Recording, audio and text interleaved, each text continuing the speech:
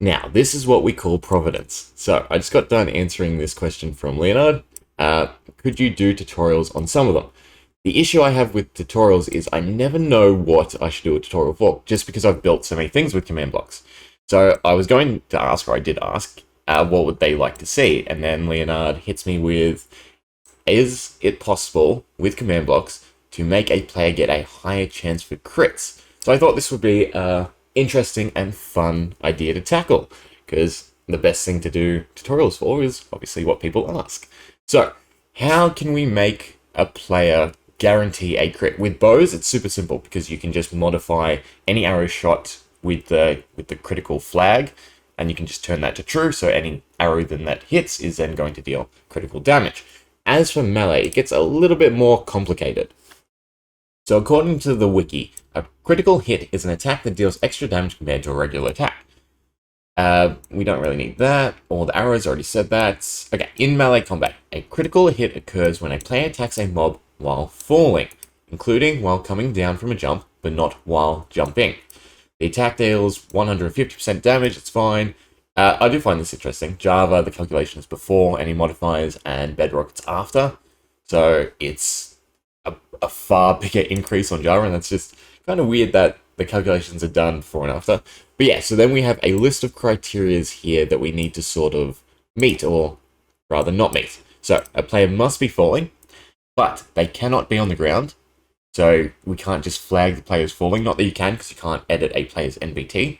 A player must not be on a ladder or any type of vine, so they can't climb to just escape not being on the ground.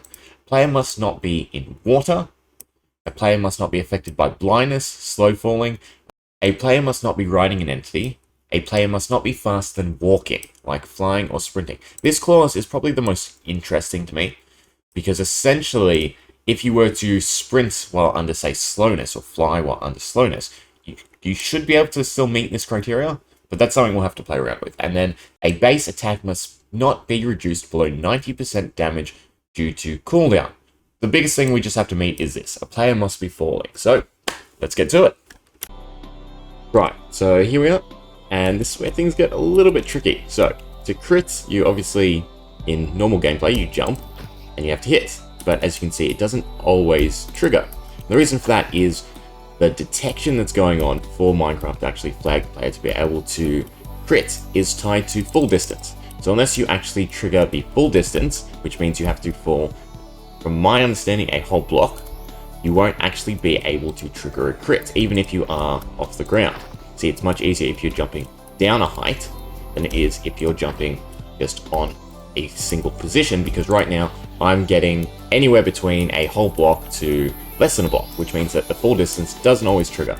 If I jump down, I'm always guaranteed to fall at least one block. So, how can we get around this? Well, with the on the ground clause, I've got these boots called Ethereal. So if you chuck them on, you get levitation level 256, which essentially just locks you in place. You can't go higher, you can't go lower. And if I were to grab my data now, for instance, entity me, we can see that flagged somewhere up here on ground 0B, so that means it's false. So right now we are off the ground, but again, we don't crit because we're not actually registered as falling.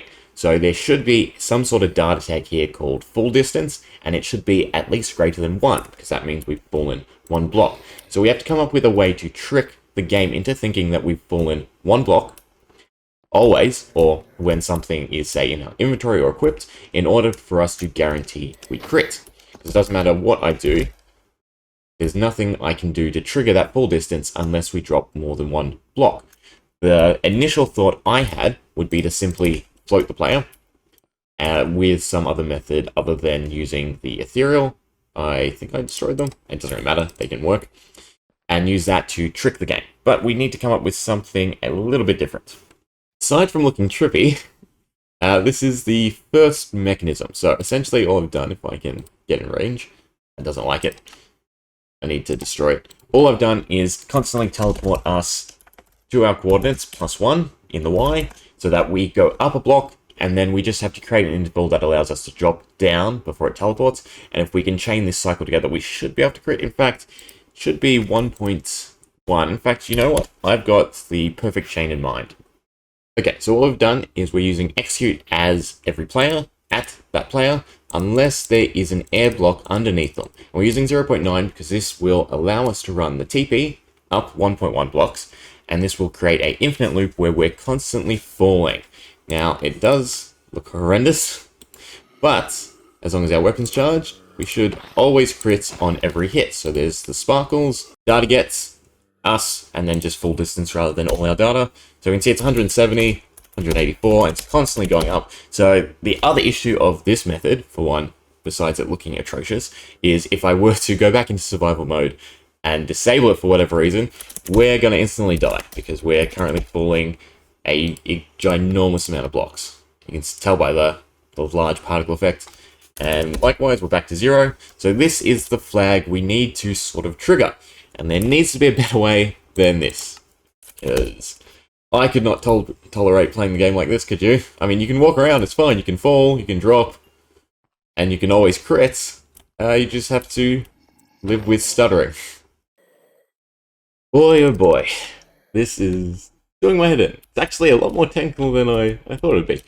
So, if you can see my coordinates, the Y coordinate, so it's 95 at the moment. If I click this, it's now 95.00031. It's not changing. If I increase this to 32 and click this, you can see it goes up, flashes, and then back down to 95. And the reason for that is this is the hidden value at which Minecraft determines whether or not you're falling. So if you're above this 31, then Minecraft will flag you as not on the ground and you'll fall. But if you're exactly on it, it counts as if you're on the ground. So this is like our baseline value for what we need to accomplish our infinite crits. So for instance, I've got these 3 command blocks. I've got 31 and 1. So if I turn this one on, and then we take a look at F3, you can see it's counting up to 31 and it's locked at 31. The issue is, this is just hitting that threshold. If I go find my data, where it is, there we are, you can see it's 0, 0, 0. It's not changing even though we are technically teleporting up and then falling because this height is still considered on the ground. So, the next step. What if we create an interval that is just above that threshold? So I'm using 33 and 32. We turn it on. You see it's flashing, so that means we're hovering. And you can see I have full distance data. So this would essentially be the perfect setting, except, as you can see, there is considerable tick lag, meaning I cannot place blocks and I cannot interact with the world around me. If there was mobs alive, I could hit them normally. So for instance, if I get it so I can turn it off, I have to get at the right interval, have a couple mobs, turn it back on, check out full distance, so we should be able to crit. You can see every hit is now a crit. So it's perfect in that sense, except the player cannot interact with blocks, with placing, with chests, anything like that. It's perfect for combat, and the reason for that is because the command is executing every tick, and because it's executing every tick, it's causing considerable strain on Minecraft in a sense of us as a player, because it doesn't understand that we're not on this block, but we are.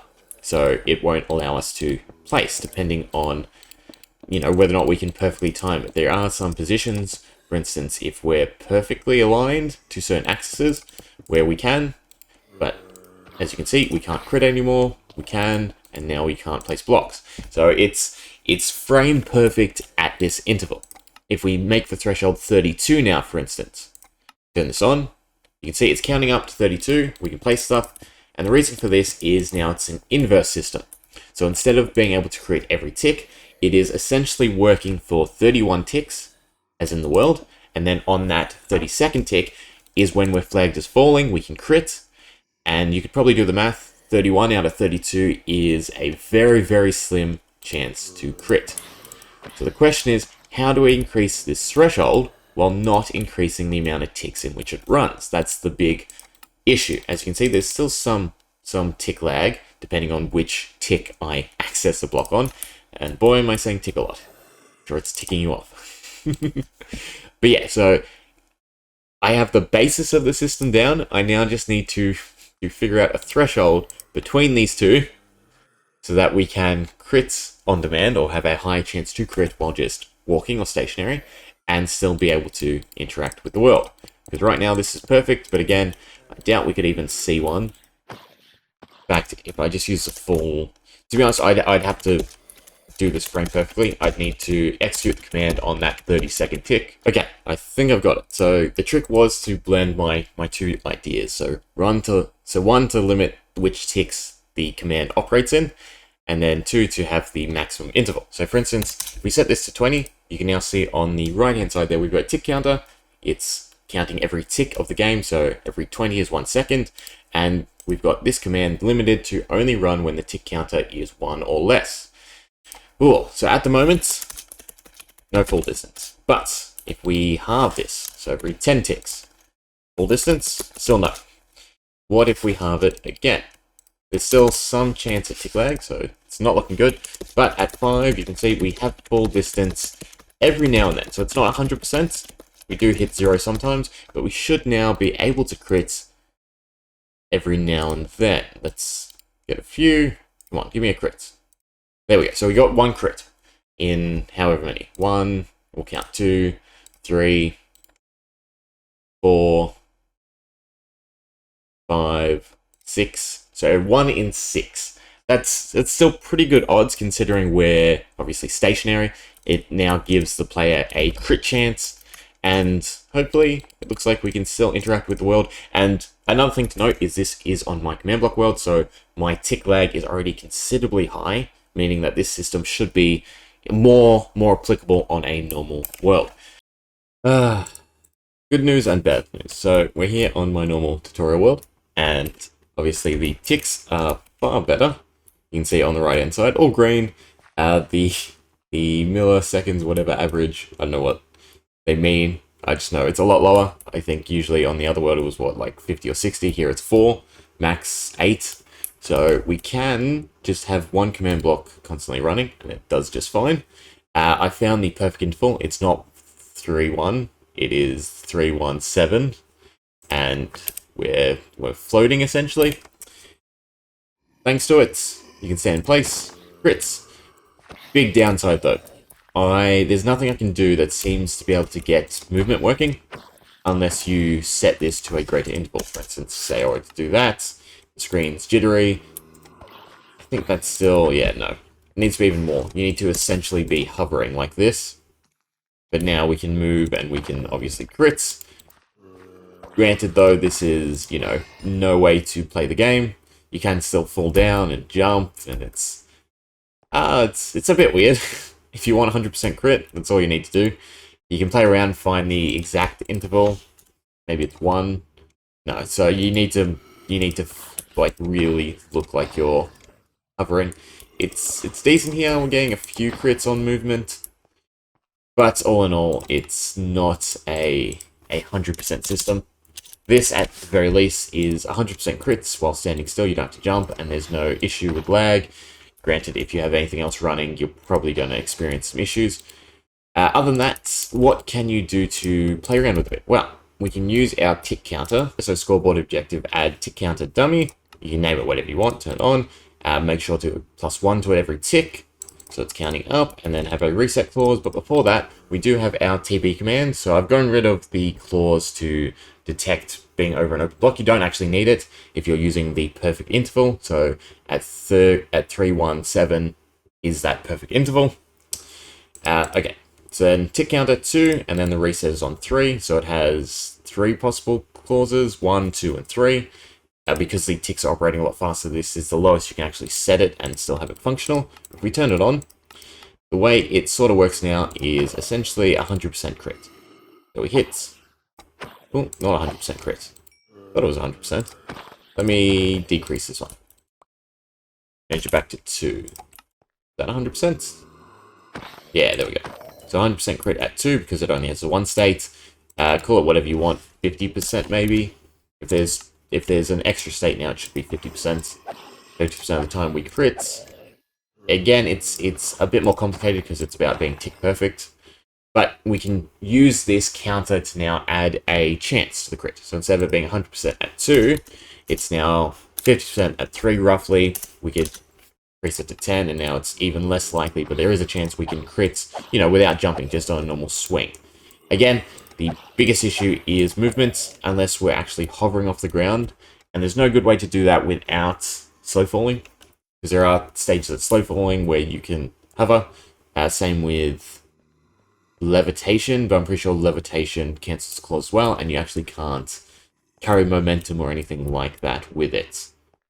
So it's a bit iffy, but in essence, if you just want to give the player the ability to crit while standing still, this is the sole command you need. Execute as all at the selected player, run TP 0.000317, and that is one digit above the height cap. So 316 is where you can float.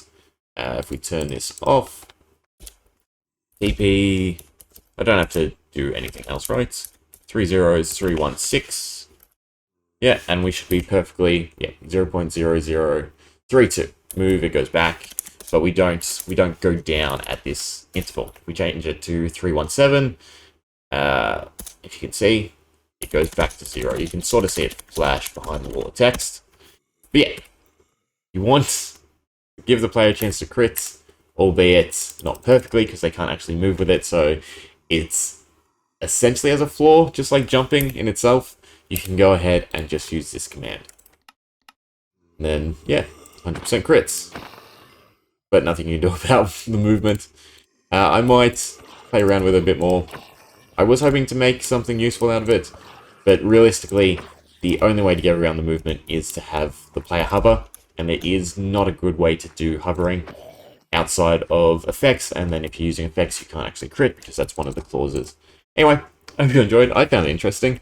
Not as useful as I was hoping, but, you know, at least we gave it a go. If there's anything else you'd like to have me attempt, I am very much open to comments.